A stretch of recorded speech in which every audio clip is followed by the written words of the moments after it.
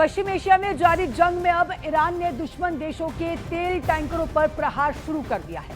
फारस की खाड़ी में अमेरिका और ग्रीस के तेल टैंकर ले जा रहे शिप पर हमले कर बर्बाद कर दिया। अमेरिका ने इस हमले के लिए ईरान को जिम्मेदार ठहराया है।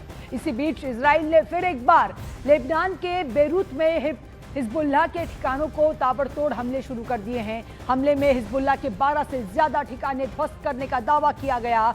हिजबुल्लाह ने भी इजराइल को करारा जवाब देने का दावा किया है और 100 से ज्यादा रॉकेट तेल अवीव पर दागने की बात कही। दुबई में भी ईरान के हमले जारी हैं। ईरानी सेना लगातार दुबई में यूएस बेस और अमेरिकी सैनिकों को निशाना बना रही है।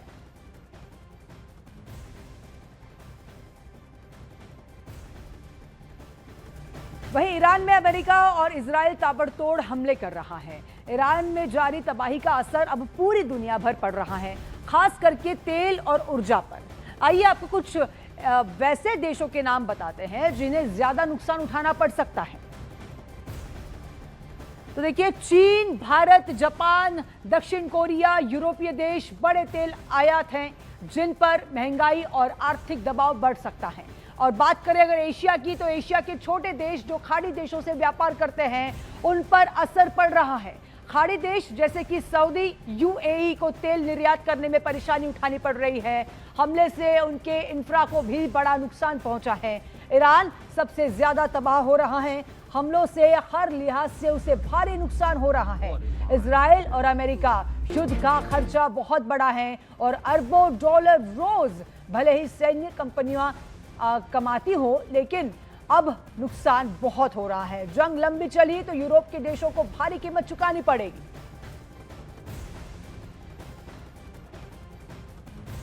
वहीं मिडिल ईस्ट में युद्ध के बीच ईरान ने अमेरिका और उसके सहयोगी देशों को साफ साफ चेतावनी दे दी है कि आने वाले दिनों में दुनिया को $200 प्रति बैरल कच्चे तेल के लिए तैयार रहना चाहिए। तेहरान के खातम अल अनबिया सैन्य कमांड मुख्यालय के प्रवक्ता ने बुधवार को यह बयान दिया। उन्होंने ये कहा कि ईरान अब केवल जवाबी हमलों तक सीमित नहीं रहेगा, बल्कि विरोधियों के खिलाफ लगातार सैन्य कार्रवाई करेगा। इस दौरान ईरान की तरफ से सख्त लहजे में यह कहा गया है कि स्ट्रेट ऑफ हॉर्मुज से अमेरिका और उसके सहयोगियों का एक बूंद तेल भी नहीं गुजरने दिया जाएगा।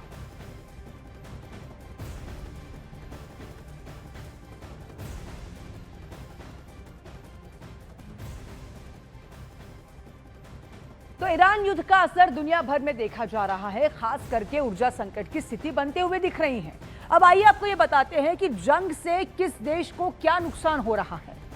सबसे पहले बात करेंगे हम भारत की, जहां पर भारत कतर और यूएई से 59% एलएनजी खरीदता है।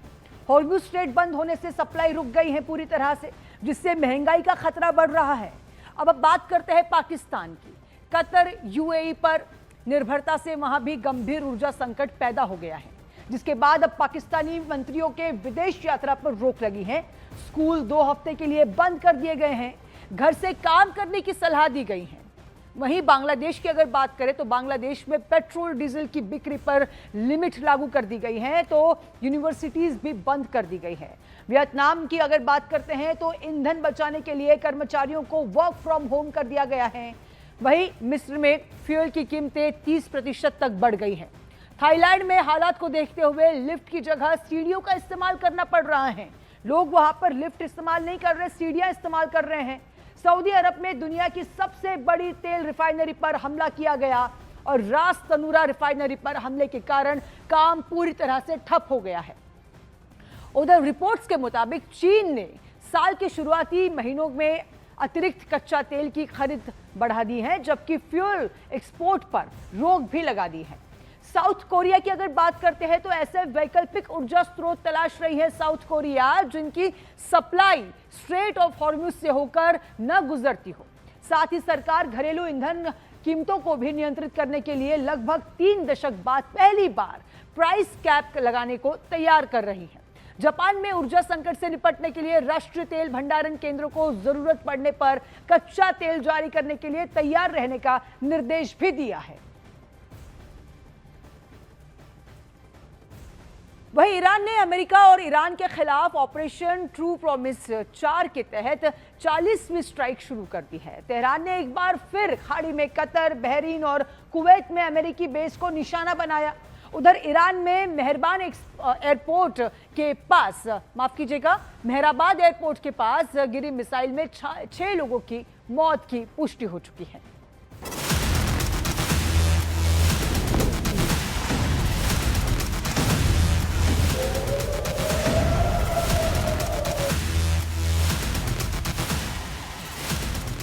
तेहरान का इनकलाब स्क्वायर, यानी वो चौराहा जहां से ईरान की क्रांति को फिर से ताकत दी जा रही है। सलाम फरमांदे। इजराइल और अमेरिका में मारे गए ईरान के बड़े बड़े कमांडरों से लेकर ईरान में बच्चों तक का जनाजा निकल रहा है। पूरा ईरान यहां उमड़ पड़ा है। उन कमांडरों को आखिरी सलाम। मौत के बाद उन कमांडरों से वादा कर रहा है पूरा ईरान, इजराइल और अमेरिका को नहीं बख्शेंगे, बदला लेकर रहेंगे।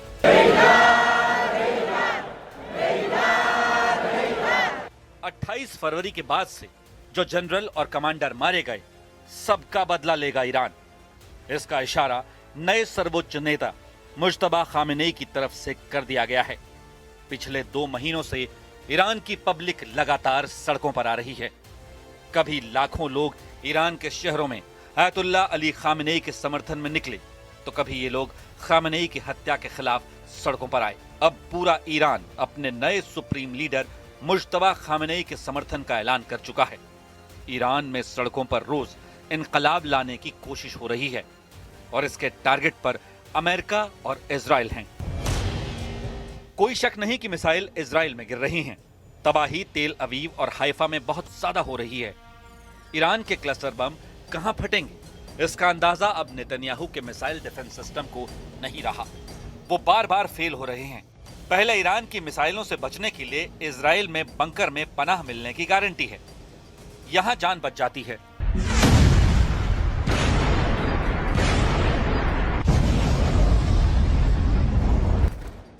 लेकिन नई मिसाइलों के हमले में वो गारंटी भी खत्म हो चुकी है। जमीन पर तबाही और बंकर में मौत का खौफ। इस युद्ध में ईरान के तेवर कमजोर नहीं पड़ रहे। ईरान के विदेश मंत्री अब्बास अरागची ने अमेरिका और इजराइल को बहुत बड़ी धमकी दी है, डराने की कोशिश की है। अब्बास अरागची ने कहा है, नेतन्याहू नहीं चाहते कि दुनिया को पता चले कि ईरान कैसे इजराइल पर पलटवार करके उसे सजा दे रहा है।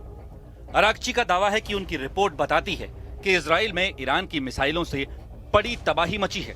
इजराइल की लीडरशिप पैनिक कर चुकी है। इजराइल का एयर डिफेंस सिस्टम फेल हो चुका है। सबसे अहम बात, अरागची ने कहा है कि अभी तो ईरान ने सिर्फ शुरुआत की है। Well, actually, this is a war imposed on us, and what we are doing is only defending ourselves. We are facing an act of aggression which is absolutely illegal, and what we are doing is the act of self-defense which is legal and legitimate. Israel Iran पर हमला करता है, Iran पलटवार करता है और फिर यही सिलसिला तेज हो जाता है। ईरान की राजधानी तेहरान का हाल देखिए। यह शहर रोज टारगेट बन रहा है, जैसे तेहरान रोज जल रहा है। तेल डिपो से लेकर स्कूलों पर हुए हमलों ने ईरान को गुस्से से भर दिया है। तेहरान के कई मोहल्ले गाजा जैसे दिखने लगे हैं, क्योंकि अमेरिका के बंकर बस्टर बम जहां गिरते हैं वहां पहचानना मुश्किल हो जाता है कि ये फिलिस्तीन है या ईरान। ईरान पर हमले के लिए डोनाल्ड ट्रंप और नेतन्याहू रोज बात करते हैं। यह इजराइल के रक्षा मंत्री काट्ज का दावा है। काट्ज का दावा है कि अगर ईरान 10 साल लड़ने के लिए तैयार है तो इजराइल भी तब तक जंग करेगा जब तक मकसद पूरा नहीं हो जाता। אנחנו נמשיך לפעול ולכתוש את המשטר הזה וגם את היעדים האסטרטגיים של המשטר הזה בטהרן, בכל רחבי איראן, יום אחרי יום, מטרה אחרי מטרה. אנחנו נמשיך לעשות את זה, וגם כדי לאפשר לעם האיראני לקום ולפעול ולהעיף את המשטר הזה. בסופו של דבר זה דבר שתלוי בהם. ये ना इजराइल है, ना ये तेहरान है, ये है लेबनान। यहाँ इजराइल अपने दुश्मन नंबर 2 हिजबुल्लाह को पूरी तरह खत्म करना चाहता है, लेकिन बेरूत में बमबारी के अलावा उसके पास विकल्प कम हैं। यहाँ के रिहायशी इलाकों में इजराइल के बंकर बस्टर बम गिर रहे हैं। सैकड़ों लोगों की जान जा चुकी है और इजराइल ने कह दिया है कि हिजबुल्लाह के अंत तक ये युद्ध जारी रहेगा। كنا نايمين تقريبا على الساعة 5:30. كنت نايمة أنا وجوزي وابني سهران كان بعده جاي من الشغل. صوت ما بيوصف، خوف ما بينوصف، يعني بكفي بقى بكفي كابوس هيدا متى بده يخلص ما بقى فينا عن جد ما بقى فينا نتحمل. अभी तक इस युद्ध में ज्यादा नुकसान ईरान को हुआ है। ईरान में 1300 से ज्यादा लोगों की मौत हो चुकी है। घायलों की तादाद 12,000 से ज्यादा है। ईरान में 10,000 से ज्यादा जगहों पर हमले किए गए हैं। वहीं इजराइल में 14 लोगों की मौत की पुष्टि हुई है, जबकि सैकड़ों लोग ईरान के हमलों में घायल हुए हैं। लेबनान में अब तक करीब 500 लोगों की मौत हो चुकी है। हजारों लोग घायल हैं। Operation Epic Fury, we're also focused on keeping energy and oil flowing to the world. And I will not allow a terrorist regime to hold the world hostage and attempt to stop the globe's oil supply. And if Iran does anything to do that, they'll get hit at a much, much harder level. I will take out those targets that were easy and that I mentioned just before. We'll take them out so quickly, they'll never be able to recover, ever. Iran में नई leadership मिलने के बाद वहां की फौज और diplomatic कमांडरों के बाद और तेज होते जा रहे हैं। विदेश मंत्री अब्बास अरागची सबसे ज्यादा एक्टिव हैं। अब्बास अरागची ने कहा है कि ये अमेरिका का ऑपरेशन एपिक फ्यूरी नहीं, ये अमेरिका का ऑपरेशन एपिक मिस्टेक बन चुका है, जिसे अब अमेरिका और इजराइल सही साबित करना चाहते हैं। इसीलिए वो इस युद्ध के लिए ईरान को जिम्मेदार ठहरा रहे हैं, जबकि पहला हमला ट्रंप और नेतन्याहू की तरफ से किया गया है। इसकी साजिश इजराइल ने रची, लेकिन अब इसका खमियाजा अमेरिका के लोग भुगत रहे हैं। अरागची का इशारा खाड़ी के तेल और गैस में लगी आग की तरफ है और इसके असर पर जिससे दुनिया भर की अर्थव्यवस्था चरमराती हुई नजर आ रही है। So this is the consequence of the U.S. aggression against us. We are not responsible for that. युद्ध क्या मोड़ ले रहा है, नया मोर्चा कहां खुल रहा है, इसके लिए तुर्की से आया ये वीडियो देखिए। अमेरिका का पेट्रियट सिस्टम तुर्की के अहम अड्डों पर तैनात किया जा रहा है। तुर्की ईरान को आगाह कर चुका है कि उसकी सरहद में मिसाइल आई तो अंजाम बुरा हो सकता है। मिसाइल डिफेंस से लेकर ईरान पर हमलों तक ट्रंप और नेतन्याहू का युद्ध अमेरिका को बहुत महंगा साबित हो रहा है।